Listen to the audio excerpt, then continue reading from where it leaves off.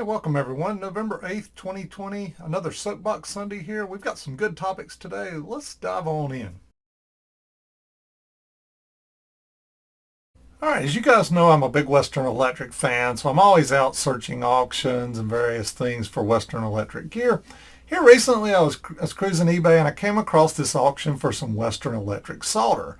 And it had bids on it, and it was up into the hundreds of dollar range. And I'm thinking, who is paying hundreds of dollars for a spool of Western Electric solder? So, it intrigued me, so I got to digging in a little further. And what it turns out is it's a specific spec of solder that's made by a company called Nassau and it's titled Water White Resin Solder.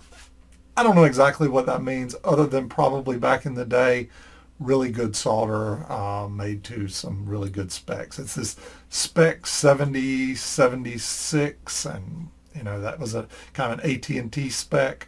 But I guess it specified the quality of materials and whatnot used in the solder, and Western Electric wanted that level of a purity in what they were doing. Well, I get to digging further on eBay and look at these auctions. You can see them here.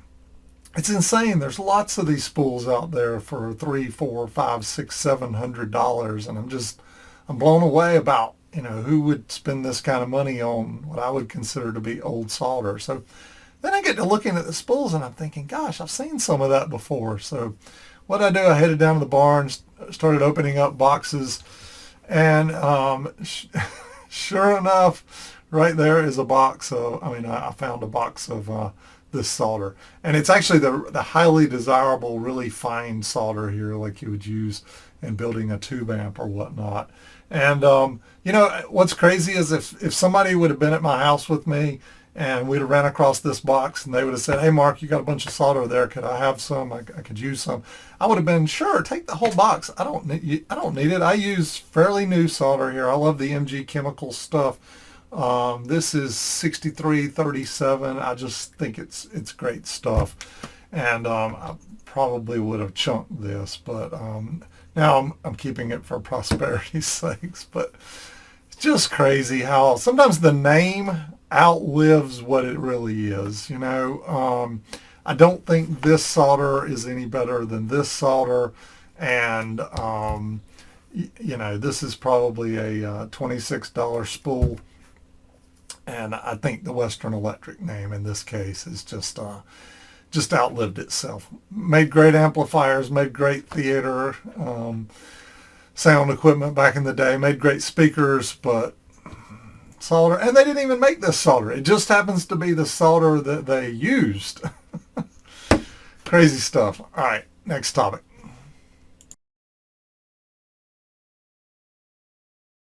All right, every once in a while in life, you run across one of those topics that you're kind of puzzled going, is that bad? Is it wrong? Is it deceiving? Or is it okay? This is one of those topics. All right, so many times in my rebuilds, I have used this company called Hayseed Hamfest that makes capacitors, okay? They make nice little kits for Fisher units, Scott units. You can order about anything you want. You can go online and fill out that little form and get a multi-section capacitor with 40 microfarads, 20 microfarads, 60 microfarads, all at whatever voltages. And, $30, $40 later, you get a little box in the mail and there's your capacitor. You guys have seen me use them many times.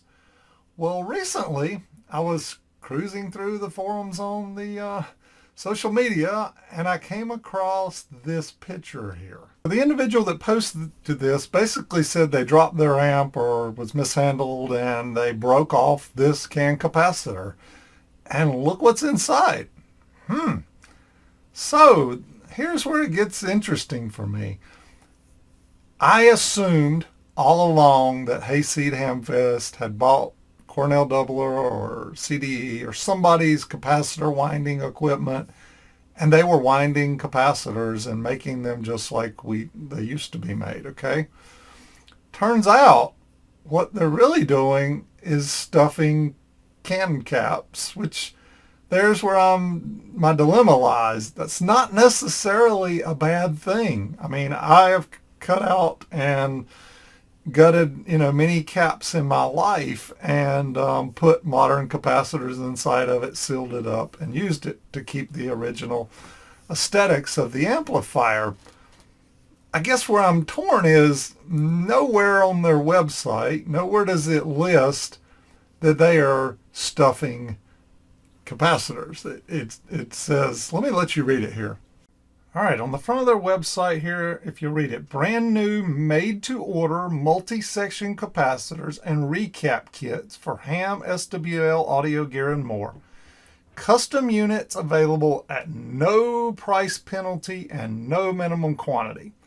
There might be a hint here with this no minimum quantity because you probably don't crank up a capacitor winding machine and just make one, but maybe that was the assumption I was flying under. I don't know. And then this is interesting too. Okay, look at this capacitor they've got displayed here on the front of their site. 65 microfarad, 45, 85, 85. These are not common modern values. You can't go to Mauser or DigiKey and buy a 45 microfarad capacitor. It's not a common thing. What you would be buying is a modern value would be 47 microfarad. So what's really inside of this? Is it a 47 microfarad capacitor they're calling 45? Or have they done something to string some capacitors together to get to 45 microfarads? Or maybe that example that the individual showed online there was just where they had stuffed something that had two 1000 microfarad capacitors in it. But hey, if you ordered this one over here, they actually do have a winding machine and they wind this stuff. I don't know. Their website doesn't tell you. It doesn't tell you that they do wind capacitors. It doesn't tell you that they don't. It doesn't tell you that they stuff capacitors. It doesn't tell you that they don't. It's not, there's nothing here illegal, and there's probably nothing here even immoral or unethical. It's just borderline on where lack of transparency is where I'm at with all of this.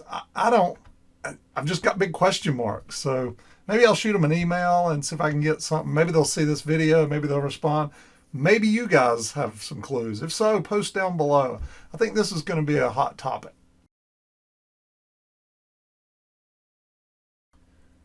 All right, I mentioned this topic recently in my 300B amplifier, one of the videos I made on it, and but I thought I'd bring it out here a little more public because maybe not everybody's watching that video. But back on September 8th, I sent an email. I placed an order on September 7th with ClassicTone for 18 pieces here, as you can see, of their 40-18029 power transformer. And this was the email I got back, said from Magnetic Components, otherwise known, they make ClassicTone transformers. Hi Mark, due to rising cost, a major business sales decline in the last 4 years, COVID, and a major supply chain issue with our transformer hardware supplier, we are in the process of closing our business for good. In any case, we just checked and we do not have the in-bell covers in stock to complete more parts. We're unable to accept this order. Thank you and sorry. God, this is tough. I can't even tell you how many you can see I was ordering 18 transformers here from them. I can't even tell you how many transformers I've ordered over the years from these guys. It's got to be in the 100 plus range, it's hard because they made so many classic transformers that are drop-in ready to plug into various guitar amplifiers, whatnot. And you could get, custom-made transformers. The 807 series single-ended amplifier we build, it used a drop-in ClassicTone transformer. I was always able to go to their website, pull up their spreadsheet, and find some transformer there that matched my needs. So anyway, it's getting tough. Matter of fact, let me share this with you. So then I turned around and took that and I sent this to EdCore and I said, hey, I went to place a standard order today with ClassicTone for a transformer I bought from many times, usually in the quantities of 12 or so. I gave them a link to the ClassicTone specs. I said, anyway, they informed me they are going out of business and can no longer make them. Curious if you're able to make something similar if I ordered in quantity. I would need them in a laydown style mount. got back from Phyllis at EdCore. Hi, Mark. Sorry, this is not a transformer we could do. We don't carry the materials it would take to do that. Ugh. It's getting tough to live in this transformer world these days, guys. And so I'm out searching. I'll let you know what I find. All right, this is a little bit of a follow-up to the last topic we just wrapped up around transformers and where to get them. Well, when I posted my 300B amplifier video, an individual replied as a comment basically saying, hey, reach out to me. I could help you out with some transformers or whatnot. And I've not had time to do so. I've been super busy with my day job as of late. But I plan to do so. I'll probably butcher the name here, but I'm going to go with Delatash Electronics. And if you'll notice on his website here, I think he's in Poland. He's got some YouTube videos out there as well. But he has these transformer spreadsheets and tutorials. So you can come out here. If you go here to shop, you can buy calculators that tell you how to wind transformers. How many windings of this and that. Will yield you, whatever results you're after. And so haven't bought these yet, but I plan to. I think it's worth it. I thought I'd shoot him an email and say, hey, if I want to buy all these, would you make me a bundle or something? But we'll get around to that. But I just thought I'd give a shout out. It's another fellow YouTuber, and it was a follower of mine on the video there. So just thought I'd give him a shout out here, and you guys can check it out on your own. I'll report back maybe down the road a little bit if this individual and I can do some business together. Stay tuned. All right, last topic of the day, but not the least. So I've been doing a lot of research lately in my spare time around room acoustics. As you guys know, I'm approaching the final remodel stages of my barn, my audio barn, I'll call it. Building a fairly good sized listening room in it, and I want to get it right, And as I've been doing research, what I've learned more and more and more is just that the room acoustics can mean more than the gear that you have in it. And I've known this over the years because I've got an example. I've got a 49-foot room in the barn down there right now that's only about, say, 16 feet wide. So really long, really narrow. It's covered in nothing but plywood MDF, and that's painted, and then it's full of storage racks from one end to the other, and it's where I keep some audio gear on it. At any rate, down at one end, way down at one end, I have just a pair of speakers set up there, along with a small little tube amp and a little desk. And I play this music just while I'm in there, maybe cleaning gear, restoring gear, sorting gear, whatnot. At any rate, it sounds horrible. The room is just horrific. It's a long, narrow cylinder, and it's just almost like a box tube here that you're in. So you're getting thousands of echoes. The walls are hard. There's concrete floor.